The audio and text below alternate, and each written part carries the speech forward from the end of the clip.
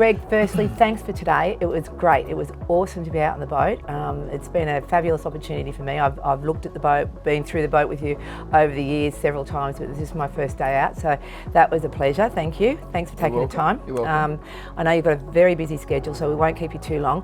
I just wanted to chat to you about the boat because I think what's really hard for anyone to understand is the level of finish through the boat, and because you've got such a uncompromising, exacting standard for perfection, and you're quite meticulous. And I've been with you through 4 or 5 boats over 15 years, so I'm really familiar with that standard. But if you wouldn't mind just letting us, walking us through some of what you did. You've owned the boat 8 years, and what those first 3 years were like for you, because I know it was a real labour of love, you know?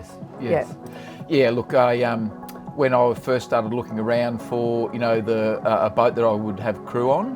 And you don't have to have crew on this particular boat. No, you're an owner-operator, which is very impressive. I was a bit short of time, and I wanted a big, high-volume, 100-foot boat with lots of accommodation for crew.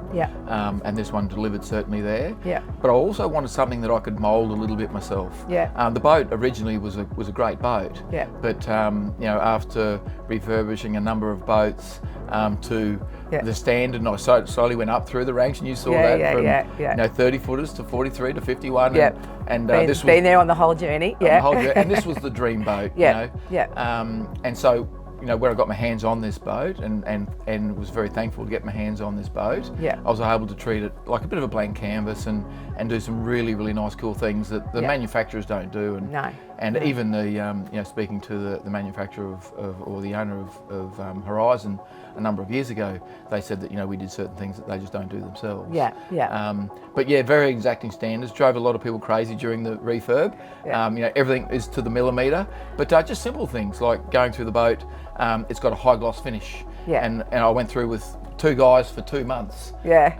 Polishing every piece of timber work. And that's not just waxing, that is cutting it with grades of sandpaper and then polish to get an absolute mirror finish, to get perfection. And you did that inside, but you also did that outside, didn't you? Because you fully two-packed the boat, which is a big project. It's a big boat. And then every 3 months we'd keep it waxed and keep it looking good. So showroom condition. We were always of the view that if you keep a boat looking perfect all the time, it's easy to keep it that way. It's when you let them go, it's a big job to try and then bring them back. It certainly reflects that, and it's a absolute credit to you, to the level that you have kept it.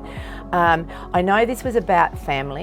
This when it was you took crew into mind, but it was all about family and getting that fabulous sort of platform for the family to do that extended cruising, which you achieved.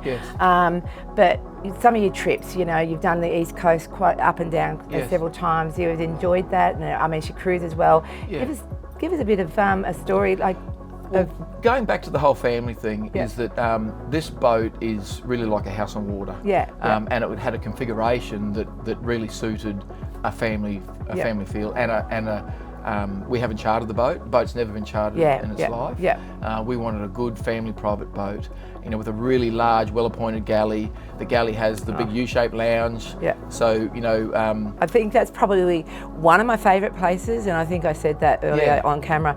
I think it feels like a bit of a heart of the thing. A house. Then I say that's the heart of the boat, but then you go to the engine room and you go, well, that's really the heart of the boat. And so, it's like a home. It's a home water, and it's bigger than a unit. So it's a big, when you look at it, 6-bedroom really. So it's a big volume home really. But that the galley area we love, the fly bridge. I did a lot of work on the fly bridge to make it what it is. It was a bit pokey, didn't have the room. And then once again, blank canvas. I had the ability then to turn that into a really great dining and usable area. It's really, really functional up there, isn't it? Really functional. And with the crane, you can get those toys up there, and that's the thing, and so you can carry a little bit extra. And you added the swim platform, the hydraulic swim platform. And once again, if you look at the regular Horizons, the swim platform comes up level with the solid platform. And it's not high enough out of the water for our needs. Our needs are for big ocean passages, and so we've got to high up out of the water. So once again, a good blank canvas to do those sorts of things. We did some cool stuff up the bow with the big U-shaped lounge up the bow. customised a lot of things to our needs. But going back to the family thing, is that, you know, we would live on the boat over many years. Yeah. We would spend 5 to 6 months on the boat. Yeah. So it is our home. We keep it in pristine condition. Yeah. And it is just a really nice family boat. Yeah. And look, I would say there's not, going through the spec that you gave me, there's nothing you could add to the boat. It's optioned with everything and full redundancy systems, but yacht controllers to make owner operation easy, you know, yes. Or easier and manageable. But also, like, you know, you've got your dual water makers, your dual gensets, you've got everything, like you put new electric flush toilets all the way through. Everything was, I don't think there's a surface you didn't touch, or I don't think there's a part of the boat you didn't. No, there's not. You didn't go through and just. There were, I suppose, a couple of components to this. It had to be really usable, really usable boat that could be used and livable. Yeah, with two up. Yep. So we can use this boat really easily two up, and it's been made that way. Yep. Or have crew, and we've had both. We've used it both ways. Yep. Crew, when didn't have a lot of time, when had a little bit more time, might just be 2 or 3 of us, family, you know, using the boat. Yeah. But everything was made to be easily usable. But the other thing was it was made to be easily maintained. Yeah. Everything is about keeping the boat easily maintained. So non-skid areas around the place, so that it heights and you know, obviously abseiling equipment if you do want to do a bit of polishing on the high sides.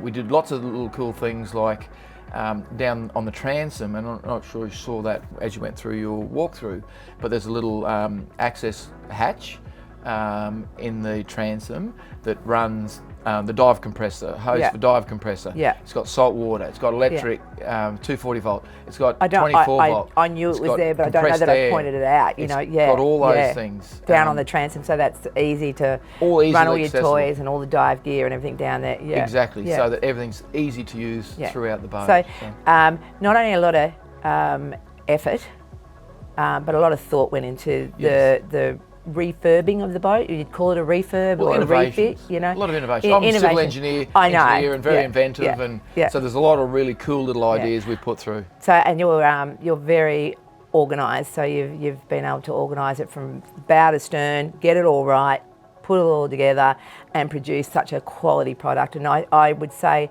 it's very hard for anyone to actually comprehend the level this boat is without actually walking through it and spending time with you on board, because I don't think anyone else will ever get that across to a buyer or a new owner like you could, you know. It's been very loved. Yeah, I know it's been very loved. Still very loved. I know. It's still very loved, and honestly, it's a really hard thing to part. We thought this would be the boat forever, but you know, from here, you know,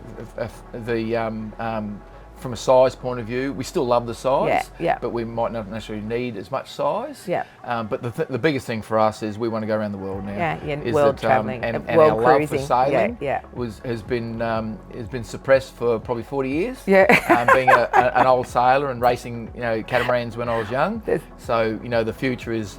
I don't know that you want to admit to that now, sitting on your beautiful big power boat, but motor yacht. But anyway, no. But so the direction is. Cruising, I mean, obviously the family have sort of all grown and married and moved on and moved interstate, and they're busy, and so it's just the two of you. So you're downsizing, but sailing is the option you're going now, the path you're going, so you can travel the world. Around the world. Absolutely. We want to see every corner of the world. Fantastic. So and we want a sailing boat to go and do that with. Maybe I'd like to come along with you for the next 10 years. I've done 15 years with you, so another 10 would be great. Exactly.